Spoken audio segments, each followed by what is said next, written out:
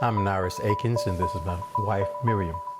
I started partnering with KCM somewhere in the 70s, probably late 70s. Kenneth Copeland Ministries has been my teacher of faith. We've been going to the Ministers Conference, I guess, about 13 years now. We were just so excited because we had missed the year previously because of a health issue then. We had a flight from Greensboro to Charlotte, and then Charlotte to DFW. About 45 minutes into the flight, tears were running down his face. I said, "Are you okay?" And he said, "I'm okay." My eyes were watering though. And I said, "Okay." And so I looked back at my Voice of Victory magazine, and Holy Spirit said, "No, look again." So I looked at him again, and I put my hand on his leg, and I said, "Honey, are you sure you're okay?" His eyes started rolling back in his head. And when his eyes started rolling back in his head, I just stood up, no fear, and just grabbed him in his collar. And I said, "Norris Aikens, look at me." It was like he couldn't focus on me. He had begun to stretch out, and his eyes were fixed. And I said, "Listen, Norris, look at me. You will not die, but live and declare the works of the Lord." And the stewardess had just passed by, and I went to get the stewardess, and I said, "My husband needs medical attention, something's wrong." And all of a sudden he just stretched completely out and started projectile vomiting. I just stuck my hand in his chest and said, "Honey, you will not die, but live and declare the works of the Lord." You will not die, but live and declare the works of the Lord. As I had heard Kenneth and Gloria teach, and him teaching me faith, I said, "You will not die."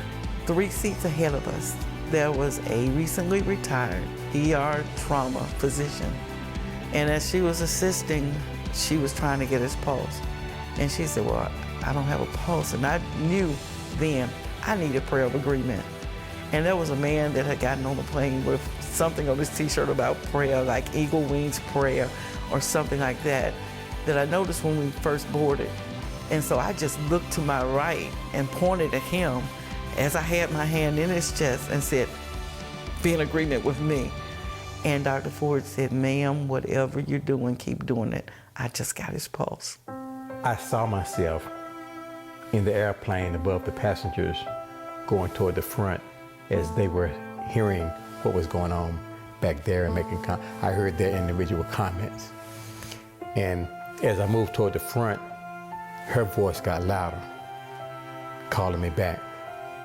And that's when they recognized that come back too.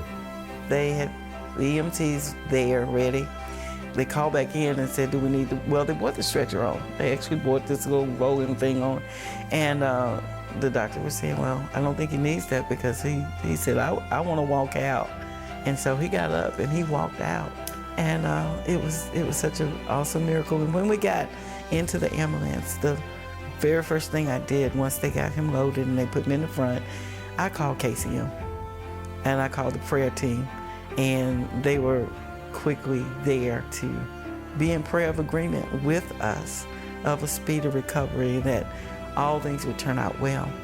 When we reached the hospital and the doctors examined him, they went through all the tests and all, they did find out that he had 2 pulmonary embolisms that burst in his right lung, so much that it bruised the outside. He could actually feel the bruise on the outside. And the doctor said, "I don't know why you live. How could you live through that?" So we were able to give the doctor and the personnel at the hospital our testimony. You have to spend time with the Lord. You have to study. You have to pray and become one with Him. And so when things happen, you don't have to try to figure out what to say, what to think, what to do. What's in you comes out. So he's taught me, build a house before the storm. And that confession book is part of that. It's a living document as the Lord leads me in the confessions now. But it's a must for your life. So when things come at you, you've already got the word in you. You've already put the word out, and that power is there. I didn't have to search for what to say. It was there, and it comes forward. I am so thankful for Kenneth and Gloria and what they have taught us in the Word, and they're living that example before us.